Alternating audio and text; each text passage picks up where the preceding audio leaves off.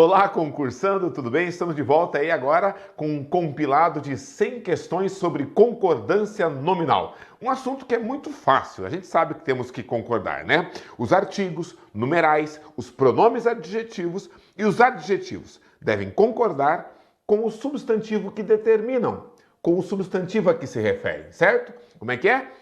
Artigo, numeral, pronome e adjetivo concorda com o substantivo. É muito simples, é muito básico. Isso na língua portuguesa é até algo muito intuitivo. Mas existem aquelas situaçõezinhas em que você confunde o adjetivo, por exemplo, bastante, com o advérbio bastante.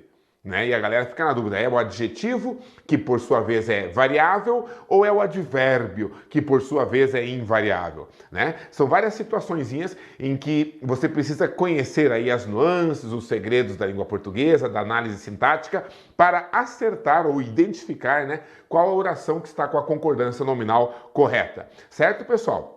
Também temos aquelas situações meio chatinhas em que você tem dois substantivos sendo qualificados por apenas um adjetivo, ou ainda dois adjetivos qualificando o mesmo substantivo. Quem concorda com quem, como é que funciona, vai para o plural, fica no singular, vai para o masculino, vai para o feminino, qual que é a situação? É a famosa concordância nominal, que também é conhecida como uma das partes, digamos assim, machistas da língua portuguesa, né? Você sabe que se existe um elemento feminino e um masculino, você manda para o plural no masculino. É uma tradição. Isso tem mais de 500 anos de estruturas de gramáticas da língua portuguesa.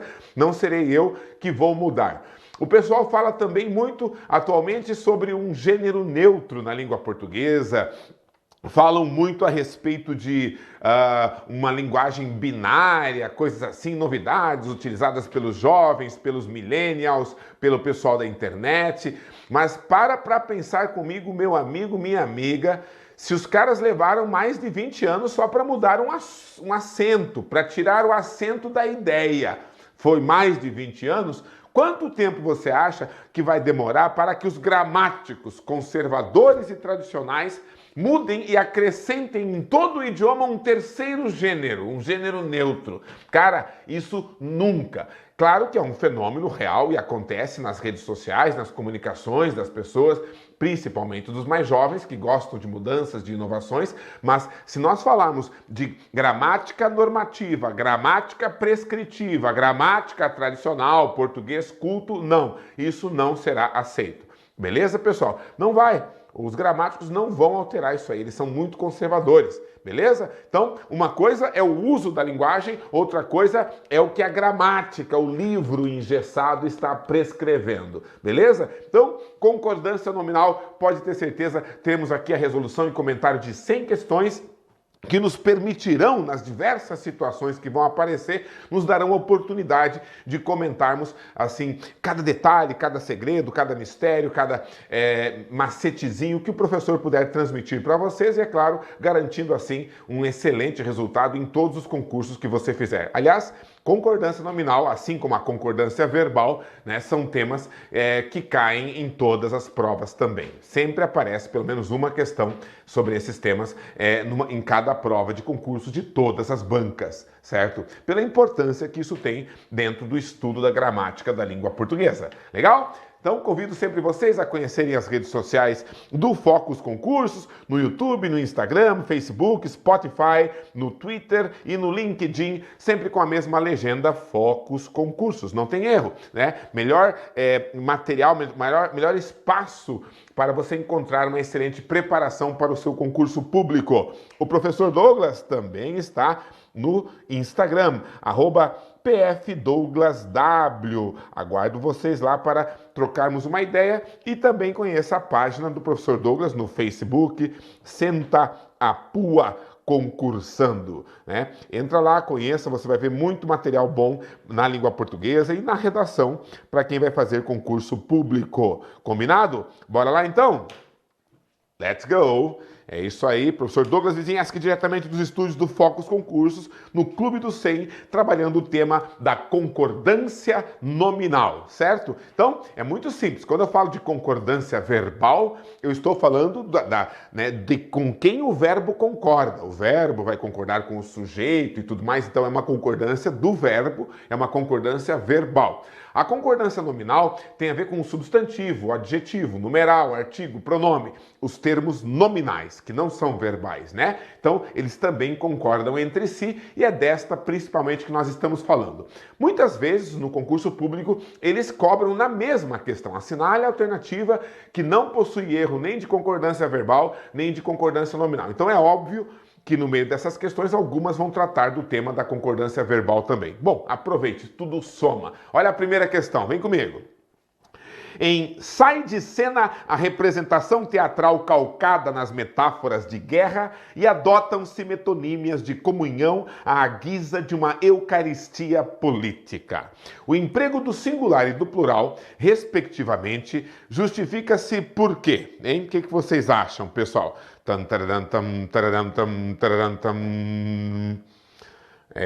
Olha só, sai de cena, né?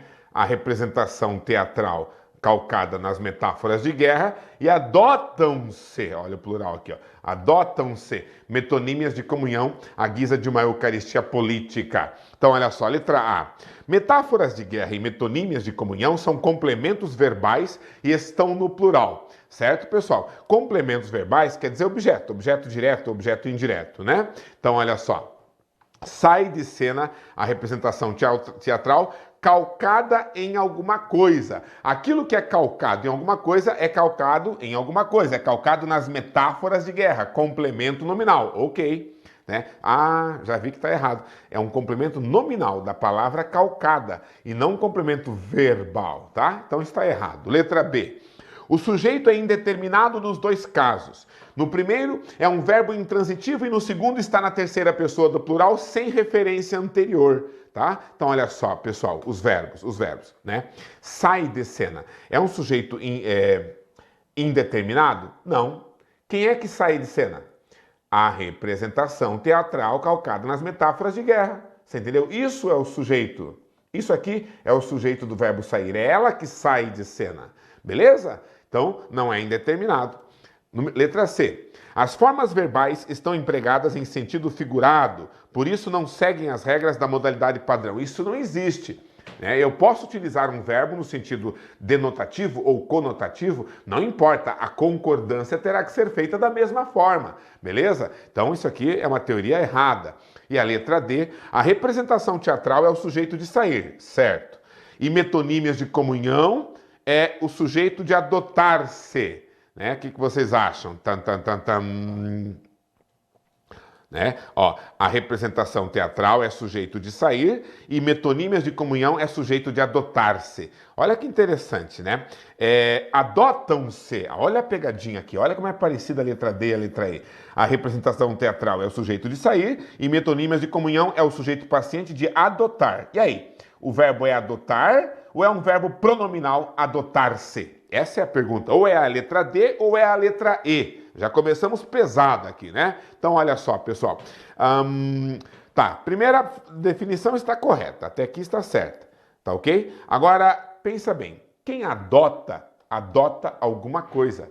É um verbo transitivo direto, certo? Eu adotei um cãozinho. Eu adotei uma atitude nobre. Eu adotei uma postura elegante, né? Você adota alguma coisa, certo, pessoal? Então não é adotam-se. Esse se não faz parte do verbo. Ele não é parte integrante do verbo pronominal. Ele é uma partícula apassivadora, certo? Ele está indicando que esse verbo adotar está na voz passiva sintética e que, portanto, metonímias de comunhão são o sujeito da oração, aquilo que é adotado. Metonímias de comunhão são adotadas. Adotam-se metonímias de comunhão. Você entendeu? Então, elas que são adotadas, elas são o sujeito. A frase está na voz passiva. Elas não adotam ninguém, elas são adotadas. Como alugam-se carros. Os carros não alugam ninguém, eles são alugados. Adotam-se medidas. As medidas não adotam ninguém, elas são adotadas. Portanto, a letra E, né? É o sujeito paciente, né? Metonímias de comunhão é o sujeito paciente de adotar e não é adotar-se, ok? Letra E, portanto, vamos à próxima. Ok, olha aqui a questão. Com relação à concordância verbal e nominal, estariam mantidas a correção gramatical e a coerência do texto caso se substituísse na letra A associados na linha 6 por associadas. Né? Vamos ver isso aqui. Linha 6, aqui, ó, associados por associadas, dá certo? Ó, o excesso de peso na infância acarreta maior risco de a criança se tornar um adulto obeso e ter de enfrentar todos os problemas de saúde associados à obesidade na vida adulta. Ó, são os problemas, não pode ser associadas, tá? Então aqui dá errado. Letra B. Está diretamente associado por estão diretamente associados. Na linha 15, é possível? Vamos ver. 13, 14, 15. Aqui, ó.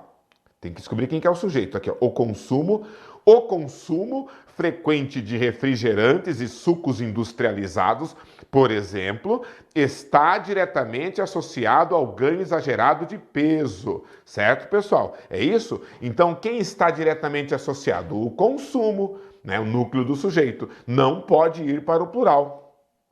Letra C. É feito na linha 21 por fazem-se, né? Ó, então, tipo aqui, uma voz passiva analítica e uma voz passiva sintética, na linha 21. Quero ver. 19, 20, 21. Aqui, ó. Né? O diagnóstico de sobrepeso e obesidade é feito por meio do cálculo do índice de massa corpórea, o IMC. Né? Então, eu poderia pôr na voz passiva sintética, sim, mas eu teria que colocar faz-se, porque o sujeito é singular. O diagnóstico faz-se e não fazem-se. Olha, esse plural não dá certo. Letra D. Existem por A. Bom, o verbo haver às vezes significa existir. Vamos ver na linha 22. Tá aqui, ó. Ó, e tem que pôr o A assim, ó, no singular, né? Porque o verbo haver forma uma oração sem sujeito e, portanto, ele não vai concordar com ninguém, né? Então, olha só. Como você pode perceber, essas questões estão cruzando a concordância nominal com a concordância verbal. É muito comum isso acontecer, tá? Ó, o valor ideal do IMC varia de acordo com a idade e o sexo do indivíduo, de modo que há curvas de normalidade e não um valor fixo para o peso. Para mim deu certinho. O verbo haver no sentido de existir. Existem curvas, há curvas. Legal? E letra E, pode exigir por podem exigir na 32. Ó, em alguns casos, pode exigir medicação adequada. Bom, aqui não dá para ver quem é o sujeito. Voltamos para a oração anterior. Começa aqui, ó. O plano terapêutico deve ser realizado com um profissional experiente no tratamento da obesidade infantil e basear-se em dieta individualizada e prescrição de atividade física. Em alguns casos, o plano terapêutico pode exigir medicação adequada. Percebeu? Singular com singular, ele não pode ir para o plural como podem. É apenas a letra D aceitável. Vamos à próxima. Quanto à concordância nominal e verbal no texto, estaria mantida a correção gramatical caso se substituísse, né? Então, vamos lá, de novo, mesmo esquema. Começassem na linha 9 por começasse. Tá aqui. Ó, posso pôr no singular? Vamos ver.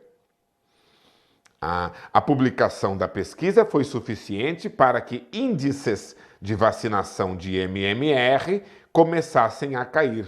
Os índices começassem a cair. Não pode ir para o singular, não pode ir para o singular.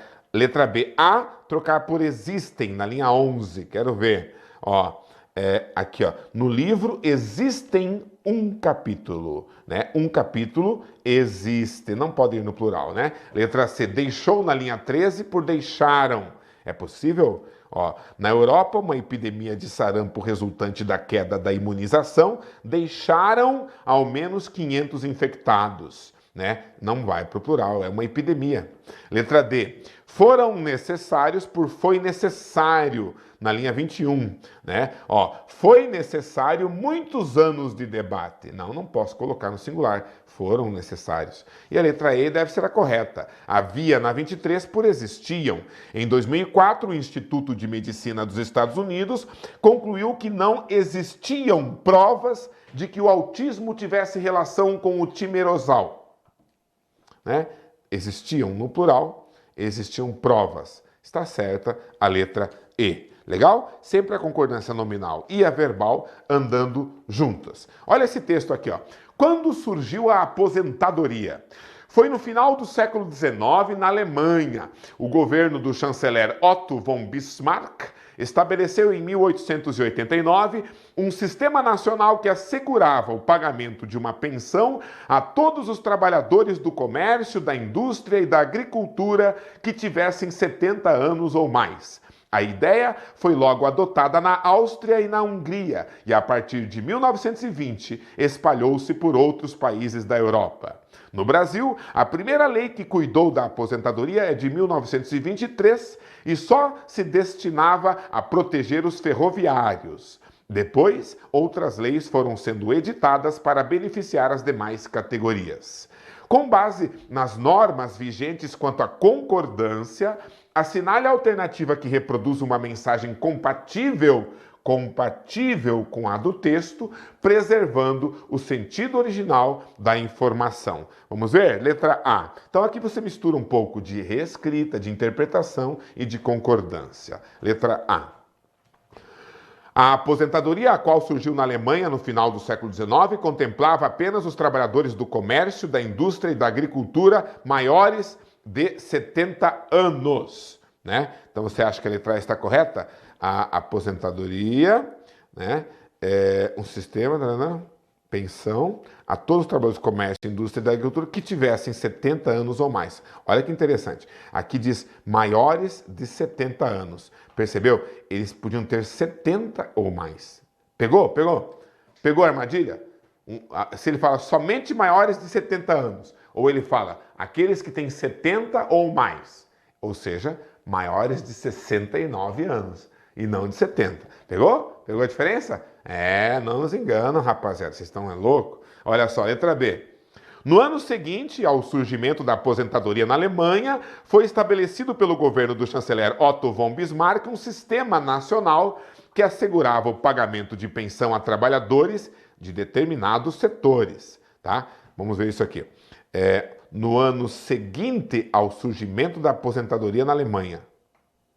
Deixa eu ver, foi no final do século XIX, em 1889, um sistema nacional que assegurava o pagamento de uma pensão a trabalhadores que tivesse. A ideia foi logo adotada na Áustria e na Hungria a partir de 1920, espalhou-se pelos países. Tá. Aqui não diz, né, gente, que foi no ano seguinte, ó. No ano seguinte ao surgimento da aposentadoria. Não. Foi no final do século XIX, na Alemanha, o governo do chanceler estabeleceu em 89 um sistema nacional, ele já estabeleceu, né? No Brasil, certo, pessoal? Não tem essa informação, que isso aqui está extrapolando a informação do texto. Letra C. Depois de adotada na Áustria e na Hungria, o sistema de aposentadoria criado na Alemanha no final do século XIX espalhou-se por outros países da Europa, né? Tá ok? Então, sim. Aqui temos um erro, a informação está correta, mas aqui o erro de concordância. Ó, quem foi adotado? O sistema de aposentadoria, né? Então seria depois de adotado na Áustria e na Hungria, o sistema de aposentadoria se espalhou. Entendeu? Próxima, concordância. D. Após a primeira lei que cuidou da aposentadoria no Brasil, outras foram sendo editadas com o intuito de que se beneficiassem as demais categorias. Certinho, redondinho. Letra E. Quando já faziam mais de 30 anos, né? Ó, o verbo fazer, indicando tempo transcorrido, é impessoal, forma oração sem sujeito e não pode ir para o plural. Então, quando já fazia mais de 30 anos do surgimento do sistema adotado na Alemanha, surgiu a primeira lei que cuidou da aposentadoria no Brasil, a qual beneficiava apenas os ferroviários. Certo? Tá? Então, temos erro de concordância aqui também. A correta é a D. Próxima.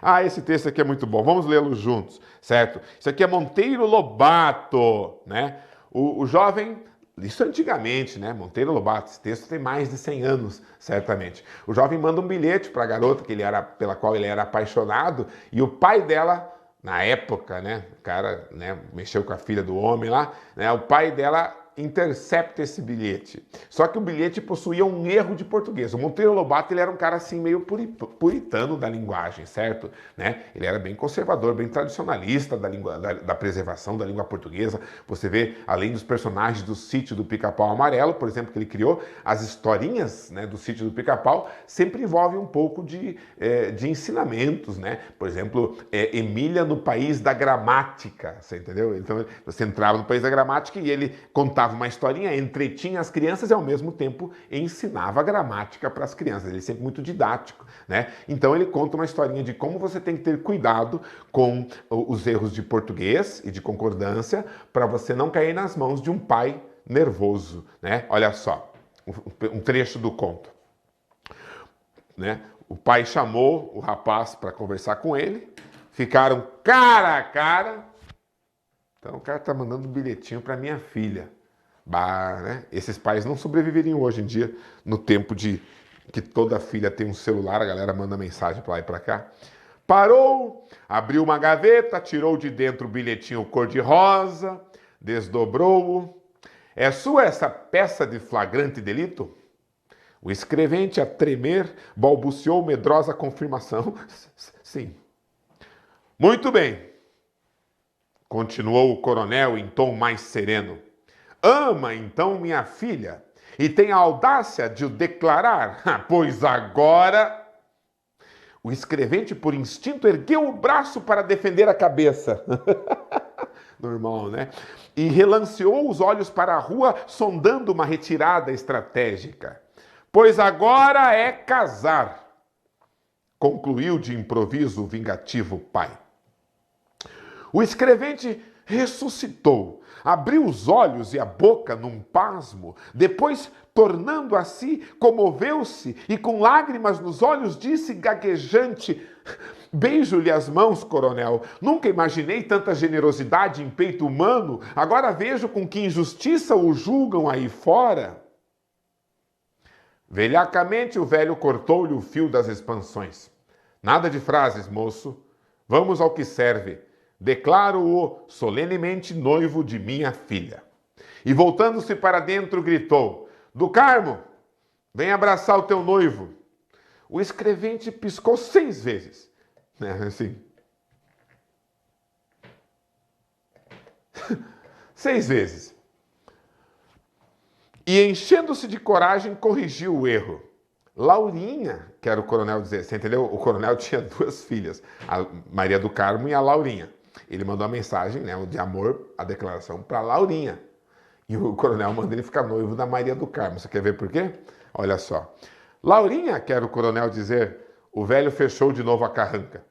Eu sei onde trago o nariz, moço. Vassuncê mandou este bilhete a Laurinha, dizendo que ama-lhe, ama a ela. Se amasse a ela, deveria dizer amo-te. Dizendo amo-lhe, declara que ama a uma terceira pessoa, a qual não pode ser senão Maria do Carmo, salvo se declara amor à minha mulher.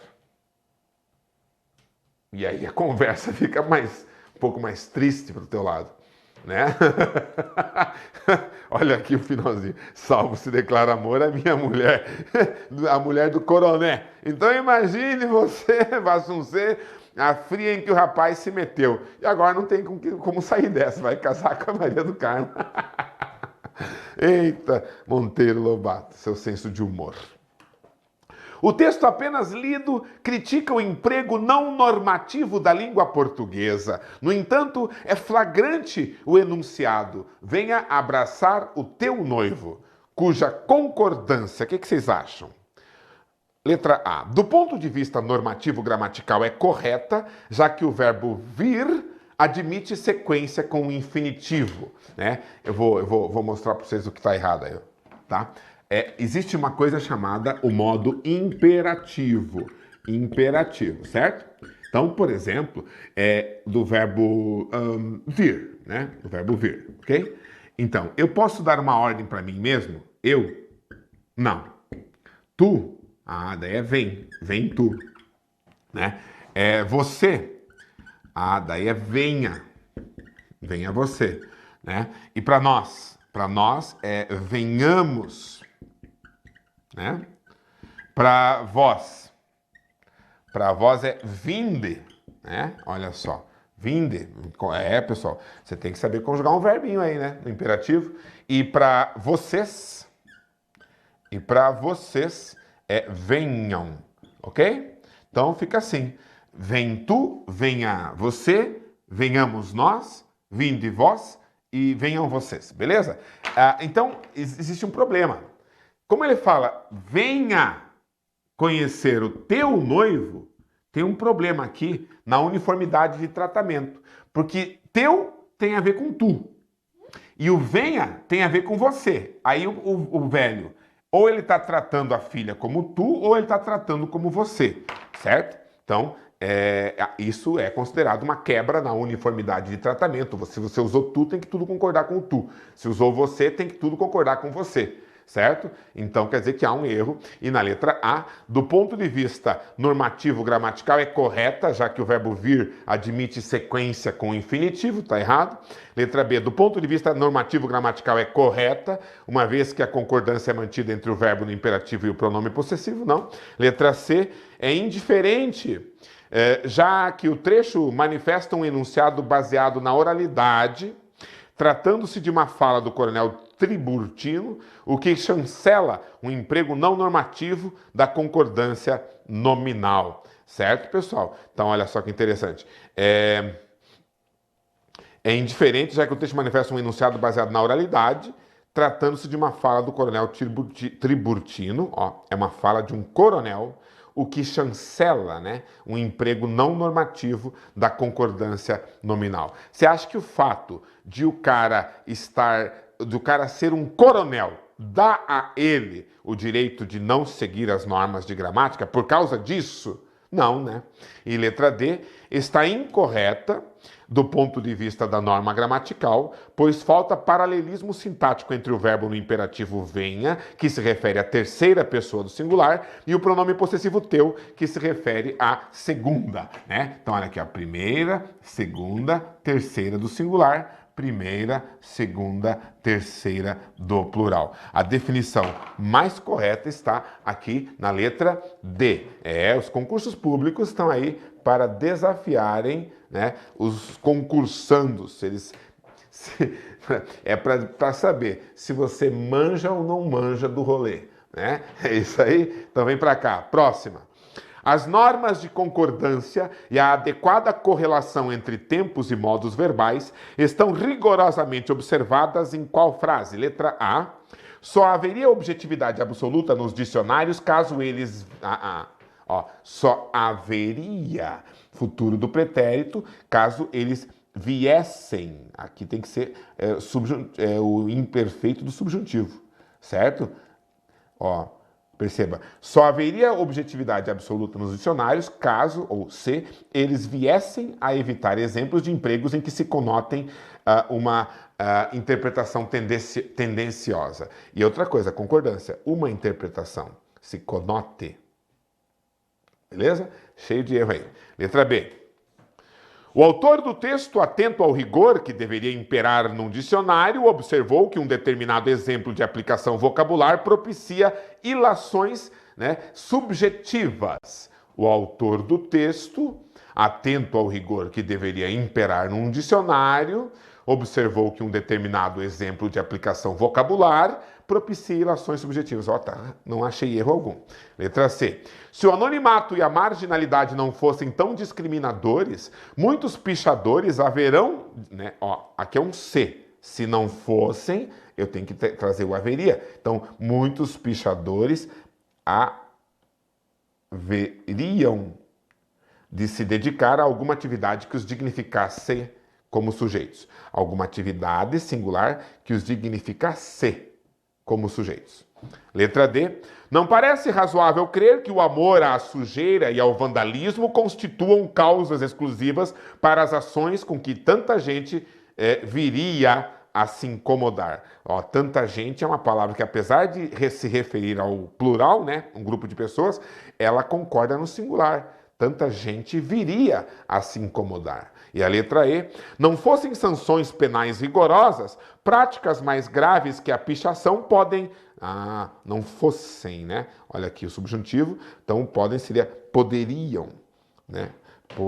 Poderiam ocorrer no espaço público que os marginalizados não reconhecem como seus. Legal? Então, letra B. Ok? Próxima. Analisar os itens abaixo quanto à concordância nominal. Primeiro, seus argumentos são o mais inválidos possíveis. Galera, quando você tem essa estrutura, né? Ele é o mais dedicado possível, né? Eu quero que você traga os amigos os mais companheiros possíveis, certo? Sempre esse artigo aqui, ó, deve concordar com isso aqui, com a palavra possível ou possíveis. Então, se o possível está no singular, o mais inválido possível. Se o possíveis está no plural, teria que ser os mais inválidos possíveis. Beleza? Portanto, está errada. A 2. Essa situação se repetiu bastantes vezes no mês passado. Sim, o adjetivo bastante, quando ele modifica um substantivo, como a palavra vezes, substantivo, certo? Ele é um adjetivo, então ele é variável. Ele pode ir para o plural concordando com o substantivo vezes. Está certa? Né? E a 3. O representante da turma está conversando a só com o professor. Opa, ele está conversando a sós com o professor. Então está errada.